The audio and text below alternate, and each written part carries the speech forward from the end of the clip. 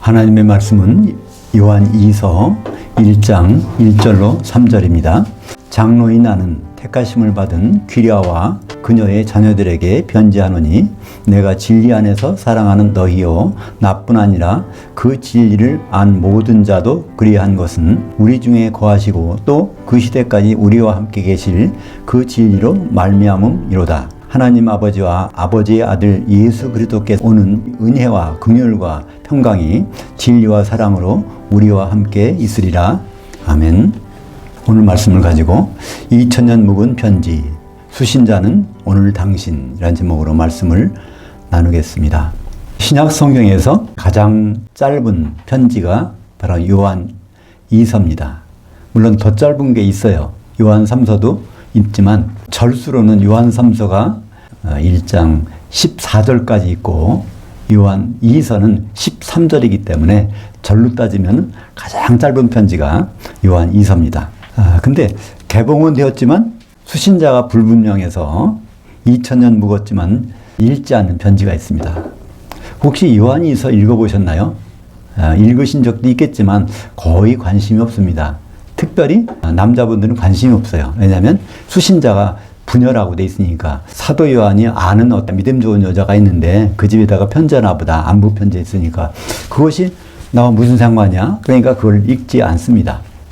그런데 사실 이 편지가 만약에 헬라어가 자기 모국어가 돼서 이 편지를 읽었다면 정말 깜짝 놀라서 며칠 밤을 자지 못할 정도의 그런 내용이 오늘 이 요한 2서 이 편지 속에 들어있습니다. 근데 이 편지의 수신자에 대해서 개역 개정이나 개역 성경은 장로인 나는 택하심을 받은 부녀와 그녀의 자녀들에게 편지하노니 이렇게 돼 있어요. 그러니까 발신자는 사도 요한인데 수신자는 어떤 부녀하고 그 자녀들이라고 돼 있습니다. 그러니까 너무나 우리와 관계없는 것 같아요. 근데 거기에 처음 나오는 단어가 택하심을 받은이라는 에클렉테라는 것이 나옵니다. 에클렉테. 이 단어는요, 택하심이라고 번역되어 있는데 성경에 이와 비슷한 단어가 있습니다. 에클렉토스. 남성 형용사가 되면 그것이 성경에 20번이 나옵니다. 근데 여성 형용사로서는 딱 두 번 나오는데 요한이서 1절과 13절 거기에만 딱 나오는 단어가 이 에클렉테라는 단어입니다. 헬라어에는요 형용사에도 남성과 여성, 중성이 있고요. 또 그 단수와 복수가 있어요. 그러니까 그 형용사가 어떤 형태인지에 따라서 그 내용이 어떤지를 알 수 있는데 우리말이나 영어 같은 걸 보면은 그것이 구분이 안 됩니다. 그러니까 이것을 제 헬라어로 본 그대로 이걸 번역한다면 장로인 나는 하나님께서 선택하신 여자인 큐리아에게 보낸 편지구나 이렇게 했습니다. 그리고 또 여기서 또 하나 큐리아라는 것이 뭘까요? 성경에서 여기밖에 안 나옵니다. 요한 2서에서 두 번밖에 안 나옵니다. 큐리아라는 단어도. 우리 주님을 우리는 그냥 주님이라고 부릅니다. 근데 헬라어는 뭘까요? 큐리오스입니다. 주님이 큐리오스라는 단어인데 그 여성형은 큐리아입니다.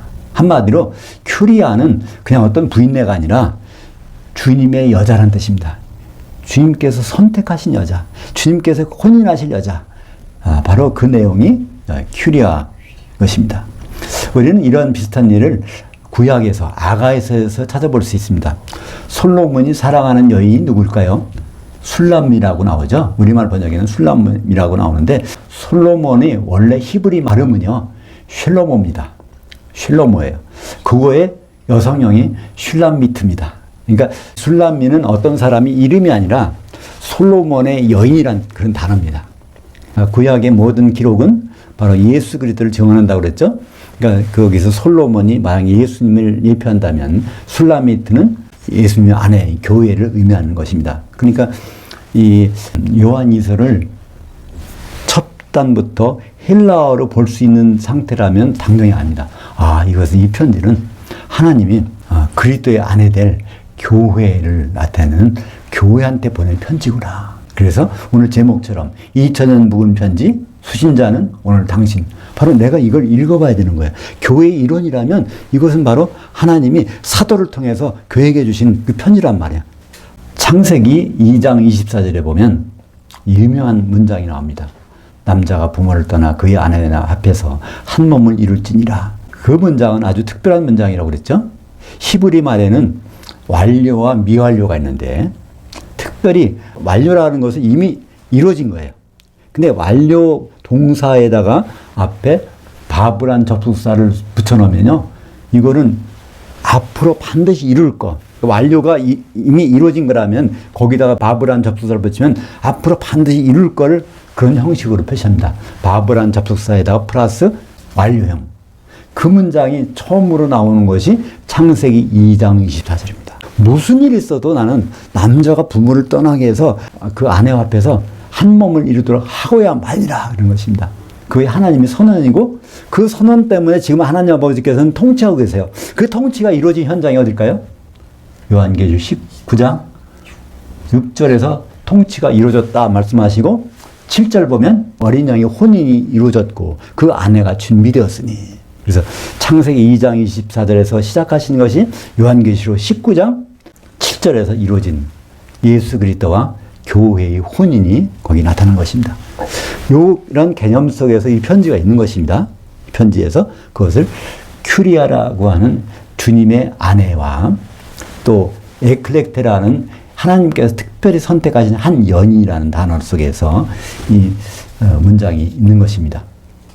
바로 그것을 창세기 2장 24절을 해석한 것이 어디 있을까요? 에베소서 5장 32절. 이 비밀이 크도다. 나는 그리스도와 교회에 대해서 말하는 것이다. 그러니까 여기서 큐리아가 교회라는 거. 그러니까 우리는 교회를 그냥 교회라고 하는데요. 교회도요, 헬라어로는요, 에클레시아라고 해서 여성 명사입니다. 그리스도는 남성 명사예요. 교회는 에클레시아 여성 명사예요. 그러니까 여기에서 택하신 여자, 바로 교회라는 거, 또 큐리라는 것은 동격이라는 것을 추호도 의심할 수가 없습니다. 이것이 번역돼서 우리말로 다가오니까 전혀 다른 의미로 들리지만 성경에 기록된 원전으로 본다면 우리는 이 첫 문장을 읽고서 정말 잠을 이루지 못할 그런 문장이 바로 요한이서 1장 1절이 되는 것입니다. 그래서 이 요한이서는요, 13절까지 있는데 단락으로 되어 있어요. 1절부터 3절까지는 사도들이 어떤 사람이라는 것을 소개합니다. 사도들이 어떤 사람이야. 그리고 4절부터 6절까지는 성도들은, 교회는 무엇을 해야 돼, 그런 내용이고요. 그리고 7절부터 9절까지는 바로 그리스도의 교훈, 그리스도의 가르침에 임하는 사람들은 아버지와 아들을 모실 수가 있다는 겁니다. 그리고 마지막으로는 거기에 인사를 하면서 끝나는 건데, 기쁨이 충만했으면 좋겠다. 사도들 대면해서 기쁨이 충만했으면 좋겠다는 끝납니다. 우리는 이것을 무감각하게 받아들이죠. 초대교회 AD 90년도 그때쯤에는 박해가 엄청났습니다. 어떤 기쁨이 있겠어요? 박해만 있는데. 근데 사도들을 대면하는 순간에 기쁨이 충만해진다는 것입니다. 이것은 우리에게도 해당될 것이 아닐까요? 앞으로 점점 좋은 일보다는 나쁜 일입니다. 예수 믿는 사람에게는. 예수 믿는다면은 전무후무한 환란이 온다고 마태복음 24장 21절에. 그 다음에 예수님이 오신다고 그랬으니까 얼마나 큰 어려움이 오겠어요. 근데 그때 유일한 기쁨, 사도들의 말을 대면해서 읽는다면 기쁨이 솟아난다는 것을 말씀하고 있습니다. 그래서 여기 본문을 쭉 이렇게 주보에다 옮겨놨는데요. 1절부터 3절까지는 검은색, 4절부터 6절까지는 청색, 7절부터 9절까지는 흑색, 10절부터 13절까지는 이렇게 파란색으로 이렇게 일단 색깔로 구분해 봤습니다. 그러면 그거를 편지니까 이걸 한번 이렇게 쭉 보시면서 같이 진행하면 좋겠습니다. 장로인 나는 택하심을 받은 큐리아와 그녀의 자녀들에게 편지하노니. 그러니까 여기서 자녀들은 택하심 받은 상태가 아닙니다. 여기서 큐리아는 단수 형용사라고 했어요. 그러니까 자녀들은 아직은 택하심을 받지 않은 거예요. 그러니까 교회가 택하심을 받은 거지, 교회 속에 있는 자녀는 아직 택하심을 받은 예정이지 택하심을 받은 건 아닙니다. 근데 그 편지하는 거예요. 그 내가 진리 안에서 사랑하는 너희요 나뿐 아니라 진리를 아는 모든 자라는 것은, 여기서 진리라는 것은 성령이라고 보면 이렇게 맞습니다. 왜냐하면 예수님이 진리시잖아요. 진리란 무엇일까요? 진리라는 단어는 헬라어로 알레테이아입니다. 레떼이아는 숨겨졌다는 거예요. 레떼이아. 거기다가 아가 붙으면은 숨겨지지 않은 거예요. 그러니까 막 드러난 거. 그래서 실제적으로 드러난 이 상태는 변함이 없다는 거예요. 그런 것이 뭐가 있을까요? 순금, 정금. 정금은 있는 그대로 있어. 변함이 없어. 완전히 드러났으니까. 그래서 예수님은 요한복음 14장 6절에서 내가 곧 길이요 진리요 생명이라. 예수님 변하신 분이 아니에요. 그죠? 근데 그 예수님이 가시면서 누가 보내세요? 똑같은 보에서 진리의 성령이 오실 때, 그러니까 성령도 진리시란 말이에요. 그래서 여기서 사도 요한이 지금 진리라고 말하는 것은 이퀄 성령이라고 말하는 것 같습니다. 예수님이 진리신데 그분이 성령을 보내주셨으니까. 그래서 1절 읽으실 때 거기에 내가 진리 안에서 사랑하는 너희요 또 그 진리를 아는 모든 자도 그러한 것은 그것들을 그걸 성령으로 바꿔서 이거 지금 내가 성령 안에서 사랑하는 너희요 나뿐 아니라 그 성령을 안 모든 자도 그러한 것은 그러면 이 당시에 성령을 제대로 안 사람 누굴까요? 예, 사도들밖에 없습니다. 그죠? 그러니까 사도들이 지금 편지를 하고 있다는 거. 사도 요한이 하고 있지만 다른 사도들도 너희를 사랑하고 있다는 것을 지금 소개하고 있는 것입니다. 2절 볼까요? 우리 중에서 거하시고 이거 우리가 뭘까요? 편지를 읽을 때는 대명사를 참 잘 봐야 돼. 너희, 우리, 너, 나 이걸 봐야 되는데 그냥 어렵게 생각하지 마세요. 우리는 사도들은. 그러니까 사도들 중에 거하시고 또 그때까지 사도들과 함께 계실 그 시대까지 사도들과 함께 계실 그 진리 성령으로 말미암이니라. 사도들은 이렇게 성령으로 충만하다는 거예요. 요한복음 14장 17절에 뭐라고 돼 있어요? 예수님께서 그 성령은 너희와 함께 거하시지만 앞으로 내가 가면 너희 안에 거하시겠습니다. 성령은 계속 너희와 끝까지 같이 있을 거야. 언제까지? 이 세상, 이 시대 끝까지. 마태복음 28장 19절에 보면 20절에 그거 있잖아요. 마지막에 사도들에게 명령하시면서 가서 제자 삼는데 세례 주면서 제자 삼는데 내가 가르친 모든 것을 그들로 지키도록 해서 제자를 삼으라. 그러면서 거기 20절에 뭐라고 말씀하십니까? 볼지어다. 내가 이 시대 끝날 때까지 너희와 함께 있으리라. 예수님 셋째 하늘에 가셨는데 어떻게 같이 있어요? 성령, 진리의 성령을 보내서 사도들과 끝까지 같이 있겠다는 말씀을 하지 않습니까?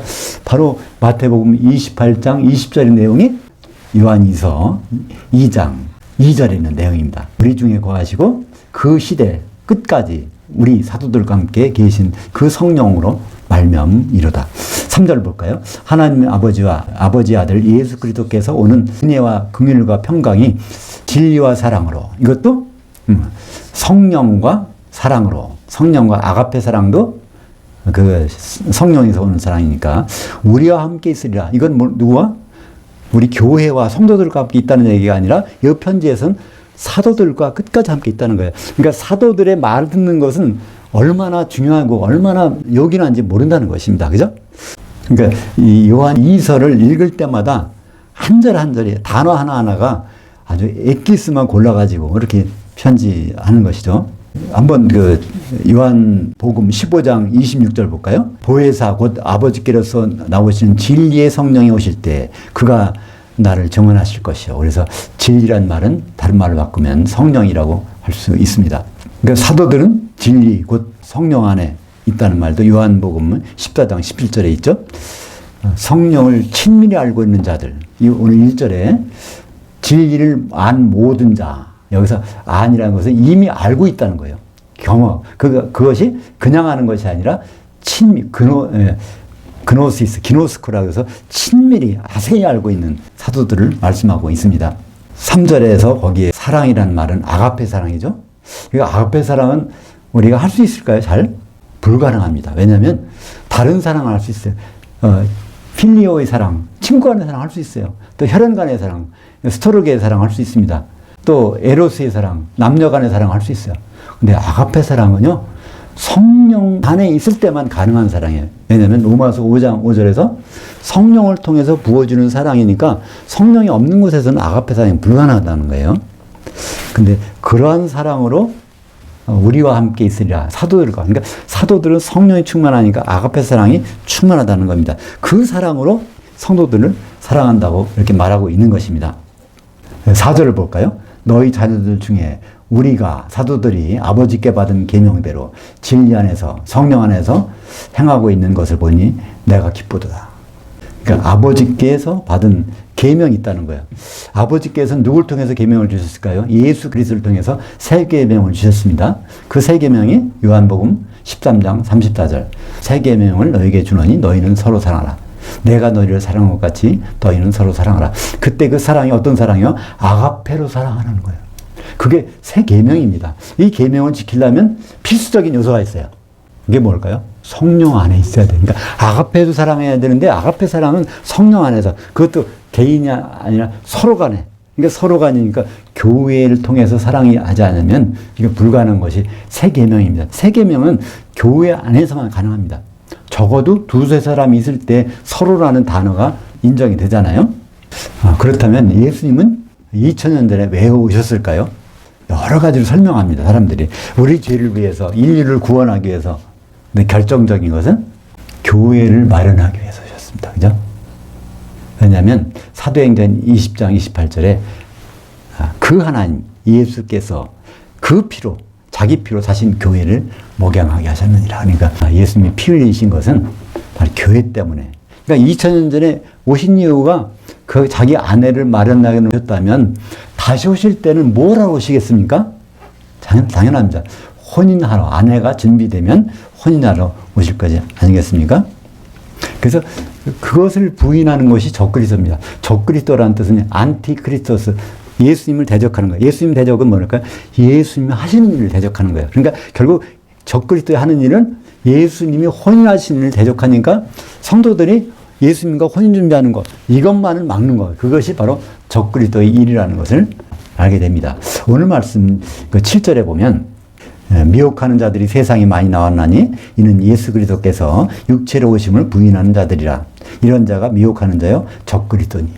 그러니까 우리는 적그리스도를 어렵게 생각할 필요 없어요. 그리스도께서 하실 일을 방해하는 것.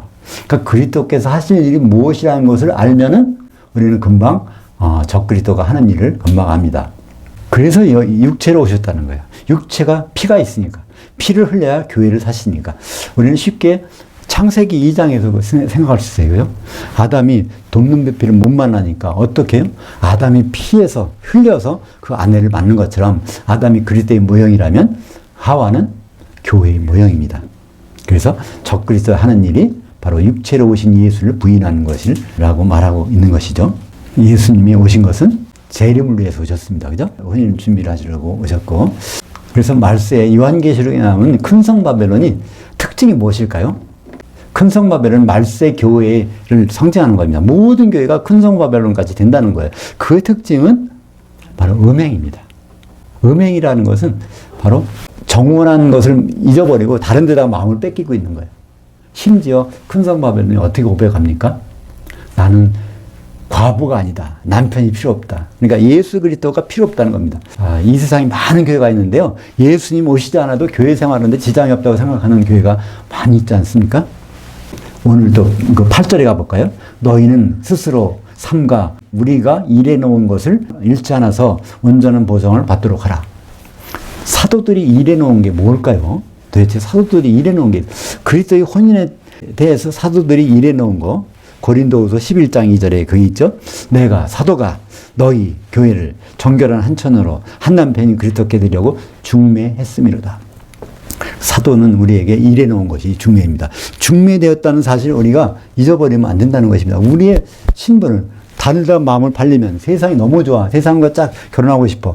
이런 생각을 하면 이 사도들이 일해놓은 것을 잊어버리고 사는 것이 아니겠습니까? 요한은 계속 말합니다. 그리스도의 교훈 안에 거하지 아니하면 9절에 지나쳐서 그리스도의 교훈 안에 거하지 아니하는 자는 다 하나님을 모시지 못하되 그 교훈 안에 거하는 사람은 아버지와 아들을 모시느니라. 이 문장을 유심히 보셔야 돼요. 아버지와 아들을 모시게 된다는 거예요. 앞으로 어떻게? 누가? 그리스도의 교훈 안에 거하는 사람을. 그러면 아버지와 아들을 모시고 있는 장면이 어디 나올까요? 요한계시록에 딱 한 번 나옵니다. 그 전까지는 아버지와 아들을 동시에 못 모셔. 한 집에 아버지도 모시고 아들도 모시고 하는 일이 없단 말이에요. 지금 아들은 어디가 있습니까? 셋째 하늘에 계셔. 아버지는 하늘 여기 계셔. 아버지와 아들을 동시에 모시는 일은 새 예루살렘 성 안에서만 가능합니다. 그것이 어디 나올까요? 요한계시록 21장 22절 주보 맨 밑에 가운데 맨 밑에 한번 볼까요? 그 성, 새 예루살렘 성 안에서 내가 성전을 보지 못하였으니 이는 주 그 하나님 곧 전능하신 이와 그 어린 양이 성전이심이니라. 새 예루살렘 안에 성전이 있어야 되는데 성전은 따로 없고 바로 아버지와 아들이 계시다는 겁니다. 새 예루살렘은 교회의 완성품입니다. 그 교회가 완성이 되면 그 안에 아버지와 아들이 모시게 되는데 그것을 오늘 구절을 다시 볼까요? 지나쳐서 그리스도의 교훈 안에, 그러니까 그리스도께서 말씀하신 그리스도의 뜻을 지나친 사람들은 모른다는 거예요. 근데 하나님을 모시는 것은 그 교훈 안에 거하는 사람이 아버지와 아들을 모시느니라. 그러니까 아버지와 아들을 모시기 위해서 우리는 교회가 혼인까지 해서 새 예루살렘 어린 양의 신부가 돼야 아버지와 아들을 모신다는 것이죠. 그렇다면 예수 그리스도에서 궁극적으로 교훈, 가르쳐 주신 것은 무엇일까요? 우리더러 뭐라는 것을 가르쳐 주실까요? 물론 성경의 맨 마지막에 요한계시록 22장 20절에 예수님은 내가 진실을 속혈이라. 근데 예수님 오시는데 우리는 뭘 하고 있어야 될까요? 요한계시록 1장부터 22장까지 쭉 읽어서 거기서 예수 그리스도의 교훈을 한마디로 정의한다면 이기는 자입니다. 요한계시록 2장과 3장을 보세요. 이기는 자는 쭉 결국 이기는 자가 되면 어떻게 됩니까? 요한계시록 2장 26절에 끝까지 예수님의 일들을 지켜보는 자는 만국을 다스리는 권세를 주니 천년왕국에서 예수님과 같이 다스리겠다는 거예요. 바로 이기는 자는 어떤 자가? 예수님의 일들을 끝까지 지켜보는 자. 예수님은 유월절을 완성하시고 피 흘려서 교회를 사시고 마지막에 장막절에 혼인하십니다. 그러니까 혼인 만찬까지 들어갈 그 사람이 바로 이기는 자인데 그러면 우리는 뭘 준비해야 거기 들어갈 수 있을까요? 성령의 기름을 준비해야 혼인 만찬에 들어가고 새 예루살렘이 되고 아버지와 아들을 모셔서 그리스도의 교훈 안에 비로소 거하게 될 것입니다. 오늘 말씀 10절에 보면 누구든지 이 교훈을 가지지 않고 너에게 나아가거든 그를 집 안으로 들이지도 말고 인사도 하지 말라. 그때 이 집은 무엇일까요? 교회입니다. 이 집도요. 헬라어에는 집이 두 종류가 있어요. 같은 단어인데 오이코스 하면은 남성 집이야. 오이키아 하면은 여성 집이에요. 그래서 성경에는 오이코스도 있고 오이키아도 있는데 여기서는 요한 2서에 나오는 집이라는 단어는 오이키아로 썼습니다. 그러니까 여성을 나타내는 거예요. 교회를 나타내는 거예요. 그죠? 교회에 들어오는데 그리스도의 교훈을 지키지 않는 사람들, 그 사람은 들어오지 말라는 거예요. 합당하지 않다는 거예요. 그리스도의 교훈이 뭐라고 그랬죠? 예수님의 가르침, 예수님의 혼인하시는데 방해되는 사람은 교회에 있을 필요가 없다는 것입니다. 합당하지 않다는 거예요. 우리는 많은 교회에서 많은 성도들이 교회 생활을 하고 있습니다. 그 구성원들 하나하나 중에서 예수님과 혼인을 생각하지 않는다면 교회에 있을 필요가 없다는 것입니다. 그 사람들과 교제도 하지 말라고 하고 있어요. 이게 누구의 당부일까요? 중매쟁이인 사도의 당부입니다.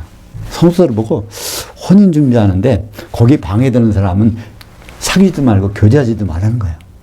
그렇게 되면 주님이 오시는데 지장을 받으니까 그렇다는 것입니다. 요한이 이 편지를 쓸 때는 기독인들이 아주 극심한 환난을 받고 있을 때입니다. 근데 이 말씀 12절에 보면 내가 너에게 쓸 것이 많으나 종이와 먹으로 쓰기를 원하지 아니하고 오히려 너에게 가서 대면하여 말하려 하니 이는 너희 기쁨이 충만하게 하려 함이라. 사도들이 직접 가서 만나서 말하고 싶다는 거예요. 직접 가서 헬라어로 말해주고 싶다는 거예요. 간접적으로 듣는 것이 아니라. 근데 우리는 이것을 지금 할 수 있습니다. 지금 세상이 너무나 좋아서요. 그 말을 자기가 공부 안 해도 그거를 들을 수 있는 자기가 그런 생각이 있다면 그거를 들을 수 있는 기회가 있잖아요. 심지어 저 같은 사람을 만나게 해서 그걸 들을 수 있는 기회가 생기잖아요. 그걸 원한다면. 이렇게. 그렇게 만나서 하는 그 이유가 뭘까요? 기쁨이 충만하도록. 그런 환난과 고통 중에 기쁨이 충만하도록. 앞으로 주님 오시기에는 점점 더 교회의 핍박이 심하고 어려운 일이 많이 생길 것입니다. 그런 일을 감당하기 위해서는 어떻게 해야 될까요? 사도들의 말을 대면해서 읽으면 기쁨이 충만해진다고 말씀하고 있습니다. 11절을 빠뜨렸네요. 11절에 보면 그에게 인사하는 자는 그의 그 악한 일들에 참여하는 것입니다. 그러니까 그리스도의 교훈, 혼인 준비하는 거 안 하는 사람들은 그들이 하는 일은 악한 일이라는 거예요.